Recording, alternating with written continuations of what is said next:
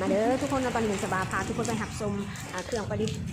เป็นเครื่อง DIY นะทุกคนเนาะที่ว่าอ้ายเพิ่นได้ประดิษฐ์จากไม้ไผ่ทุกคนไม้ไผ่เป็นเนื้อแน่นเนื้อหนาดีเนาะคนจะประดิษฐ์มีโต๊ะต่างมีอันนี้จะเป็นพระถาดที่วางสามารถวางจอกหรือว่าวางบนที่เขาจะวางอาหารเครื่องดื่มเนาะเมนเขาจะสามารถวางได้ทุกคนเป็น2สั้นเนาะอ้ายเป็นเฮ็ดตัวนี้เมนยังบ่ได้ใส่สีแล้วมันจะมีผู้ใดบ่มักใส่สีก็ได้หรือว่ามักใส่สีก็ได้แล้วก็ใส่แบบแลกเกอร์ซื่อๆก็ได้นะทุกคนเนาะอันนี้จะเป็นซุ้มโต๊ะหรือว่าเป็นสุดโต๊ะที่เพิ่นประดิษฐ์จากไม่สางไผ่เนาะพี่น้องบ้านเขาไม่สางไฟ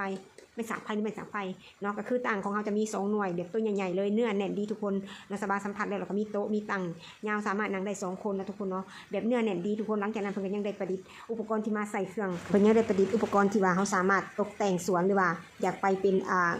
บอนหอยดอกไม้นะทุกคนเนาะเดี๋ยวเป็นงามเลยนะทุกคนเนาะสามารถประดับประดาหัวสวนหรือว่าทางอย่างของเพิ่นเขาได้เด้อทุกคนมีผู้มักคือสบายอยู่บ่เนาะสบายเห็นแล้วบ่พลาดเลยทุกคนต้องซื้อต้องได้ชมเลยทุกคน